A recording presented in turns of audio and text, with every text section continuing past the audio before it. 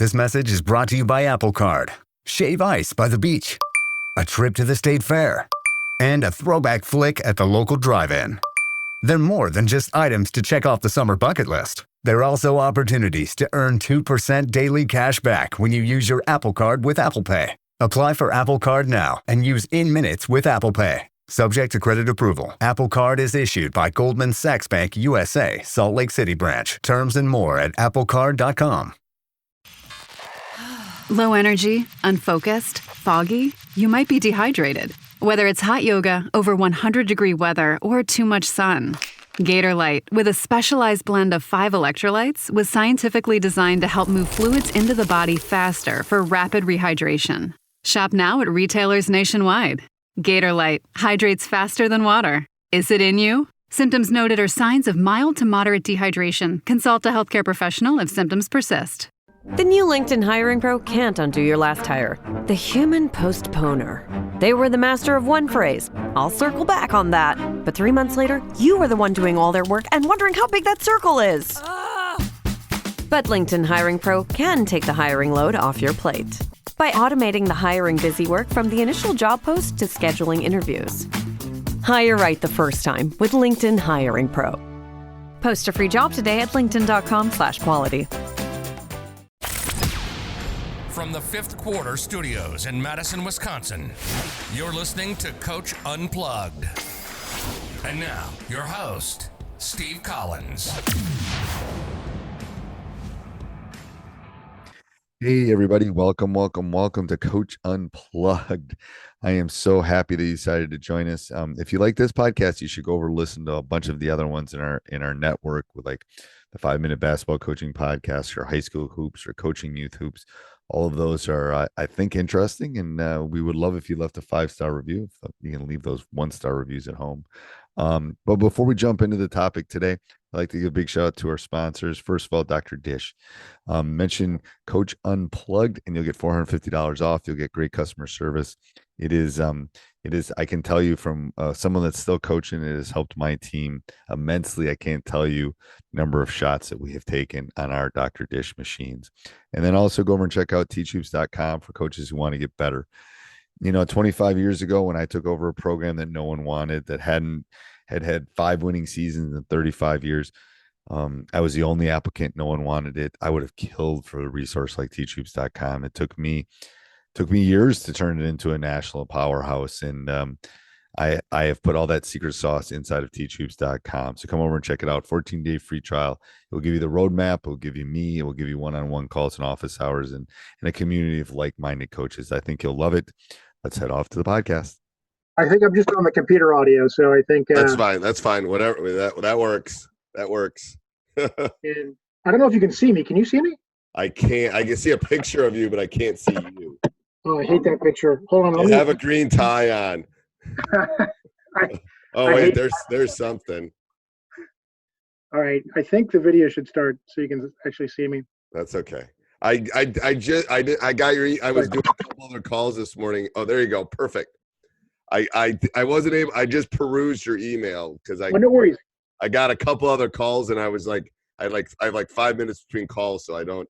No worries. This is an added bonus for me. I never thought I never knew about you guys until a few weeks ago. Oh, that's probably awesome. maybe a month ago, actually. Okay. And but thank you. I can welcome. hear you, and I just sent it over to you because I figured if we're going to talk, at least maybe have a little background, and we can go through that. Yep. That whatever you want. This is your time. Whatever you want to talk about. Awesome. Well, I am my son's basketball coach. Okay. For the last 4 years. It's almost like by the last man standing to coach. I've been there. Trust me. I've been a varsity coach for 30 years, and when my son was in 6th and 7th grade, no one else would do it, and I had to do it. I'm coaching another team. It's like, your last man standing sometimes gets it. I know. So I go into every one of the years not knowing if I'm going to coach. Right. And so so this year I didn't know if I was going to coach. I didn't know if there was going to be 2 teams. Right. The other coach was going to be the head coach if we had 1 team. Right. If we had 2 teams, I volunteered to be the coach only because I don't want to start the year off not knowing. So I've gone into these years never knowing. So now I'm just going to assume I'm going to be coaching my son's team. Okay. So I'm going to work all year long on it. Right. Okay. So we're in a CYO league. Okay. That is, it's more recreational, although it's considered travel. But it's basically a league of kids that don't play school basketball. Okay. You can't play CYO and play high school basketball. Yep. High school grade. We split the teams up between 10th grade, and I've got the 9th grade teams. We're all 9th graders in a 9th, 10th league. Okay. And we're a little outmatched. We're a little bit physical. I bet it's a physical. There's a huge every age, every year in high school. Oh my God, the body's just changed so much. Yeah, it's crazy. Like there's 3 teams that they're just so much faster than us.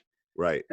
One team is just so much bigger and stronger than us, and that we just didn't compete with 3 teams that well. But there are 3 teams that we've played very competitively with. Okay. And I'm just, it's like I don't want to have the kids go through an 0-14 season. Right. So what's your goal is my question. What do you want from the season? What do you want the boys to be able to get better at? Well, I want them to have a good positive experience and want to come back and play. Okay.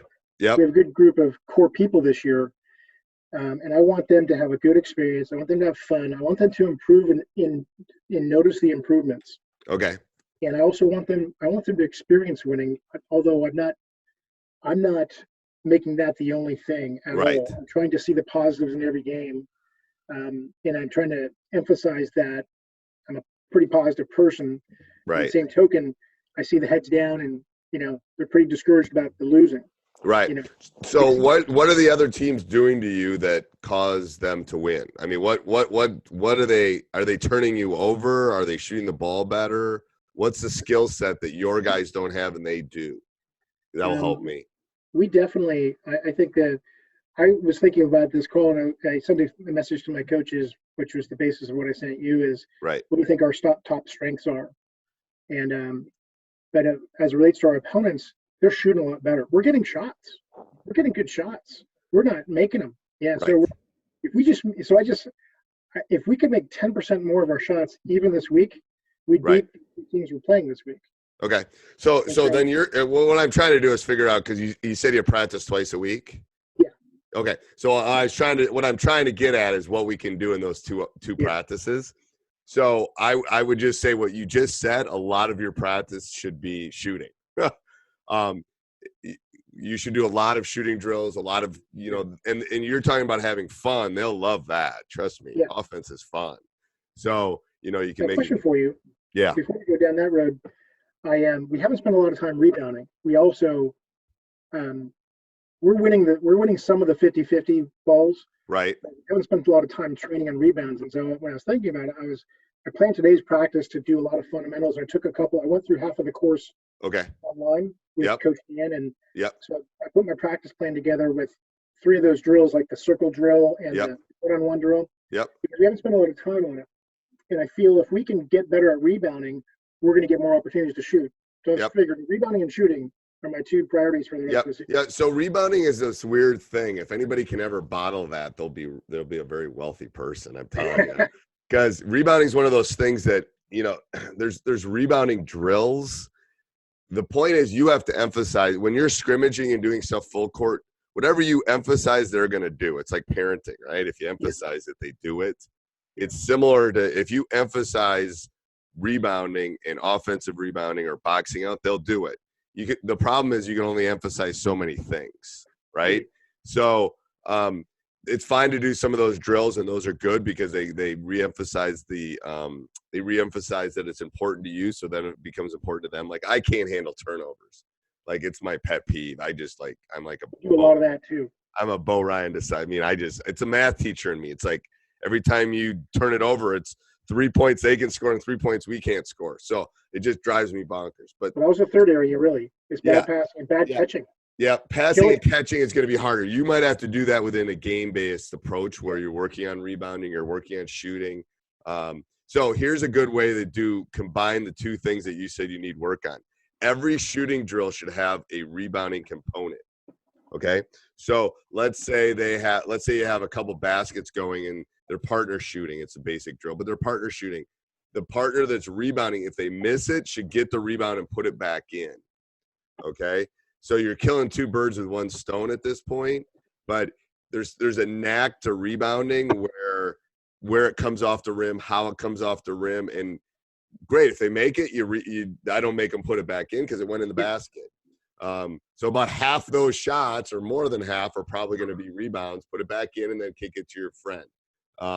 So those kind of, you got to think about how I can get, because especially with only 2 practices a week, you got to think about how you can do more than one component at the same time. Like catching the ball. Like, are you passing? So the most basic drill is a rebounder or a shooter, obviously, but you could work on rebounding because if they miss it, you put it in. You can work on your shooting there.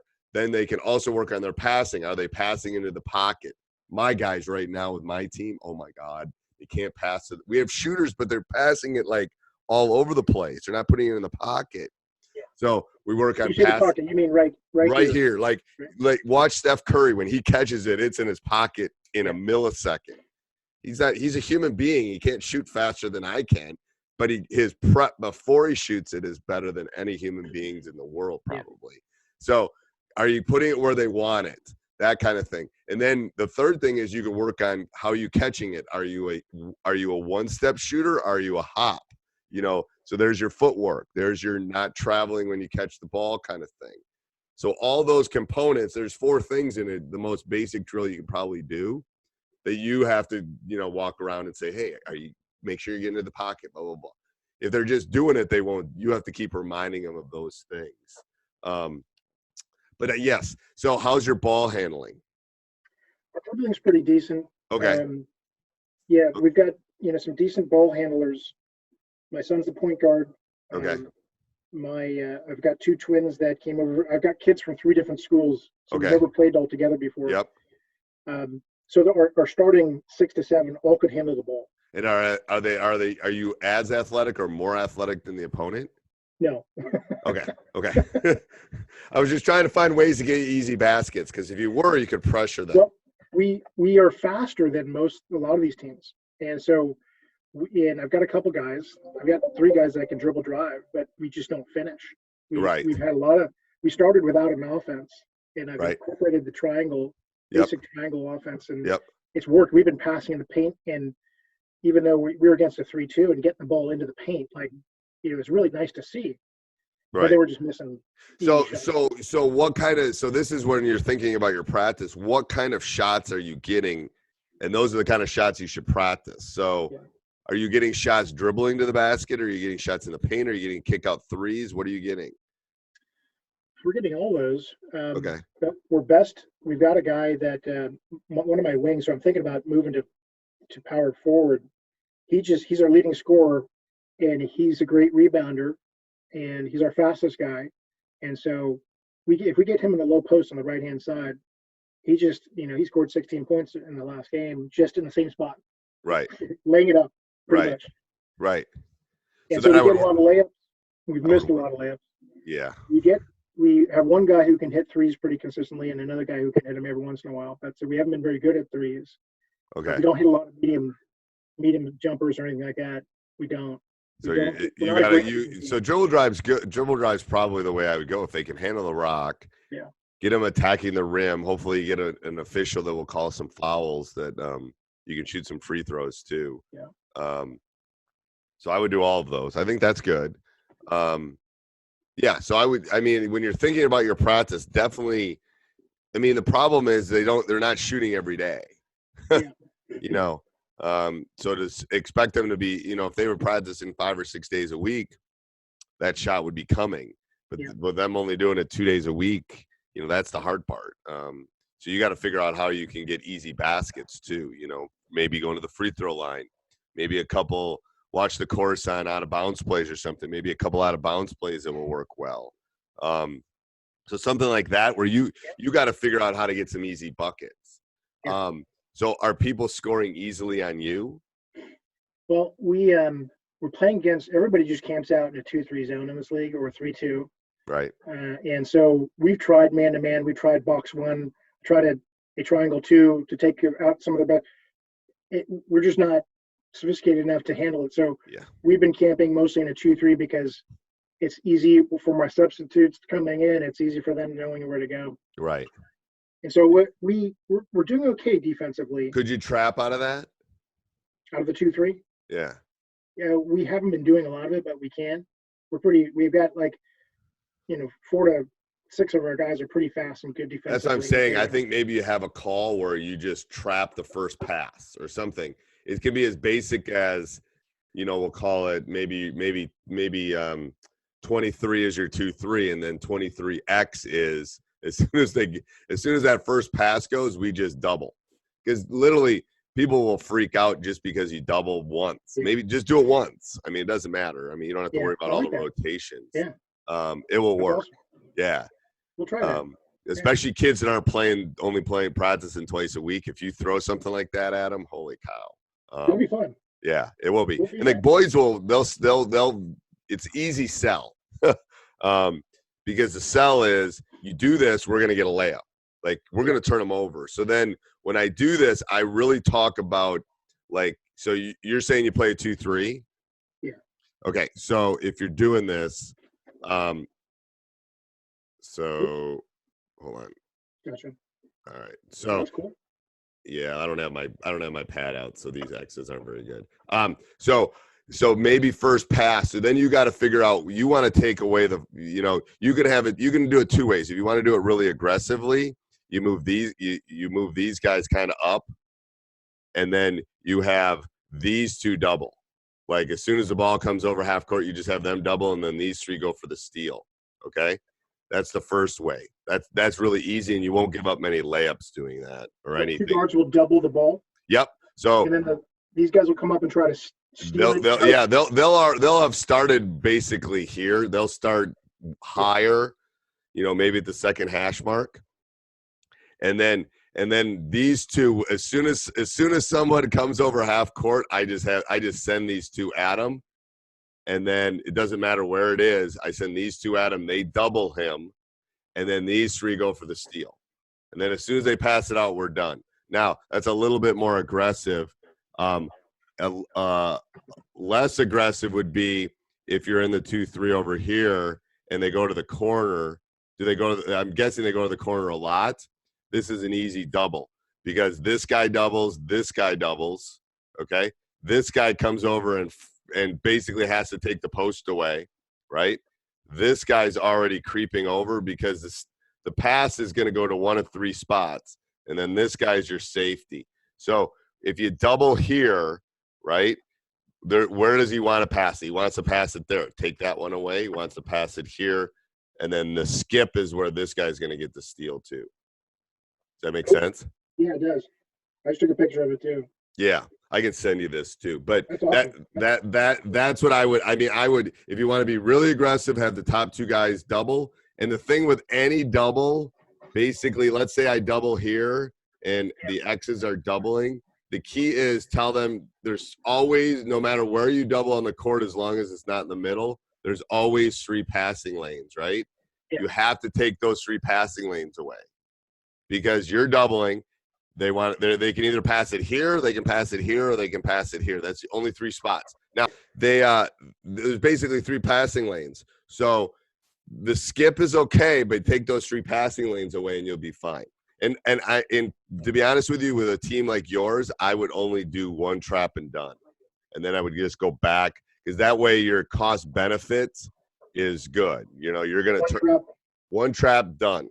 Like, can we do it one time? One time. I would do it one time. Now you could have it. I wouldn't trap again. Unless you want to, the cost benefit is you'll get more pluses than minuses if you only trap once. Now, if you want to pick the pace up and you need to score, then you can keep going. Yeah. But I'd have 3 calls then. Maybe I'd have my 23, my 23X, and then my 23 double. And double means we're going to keep trapping. But the X, it's again the benefit, the cost versus the benefit. You don't want once in a possession. Yeah, that's what you mean. Not once per game. Not once per game. Once per possession. Okay. Once per possession. Yeah, my fault. One per possession. So that way you got 3 different ones. You got your normal 2-3. You have your 1 per possession, and then we're going to keep coming at you. So you basically have 3 defenses, and you haven't really done much more than basically that one specific thing. Gotcha. Does that make That's sense? awesome. Thank you. Okay. Yeah, no problem. All right. Anything else? I got a couple. I think it's great. All right. Perfect. All Thanks right. so Good. much. Good. No problem. Good luck in practice today. Thank you, Coach. Yeah. See you. Bye. Hey, everybody. Hope you enjoyed that. If you want to hear more of these, go over and join teachhoops.com. 14-day free trial allows us to do this, and then subscribe, like, jump up and down, do whatever you got to do. Tell us what you want to hear in the future. Steve at teachhoops.com. All right. Have a great day.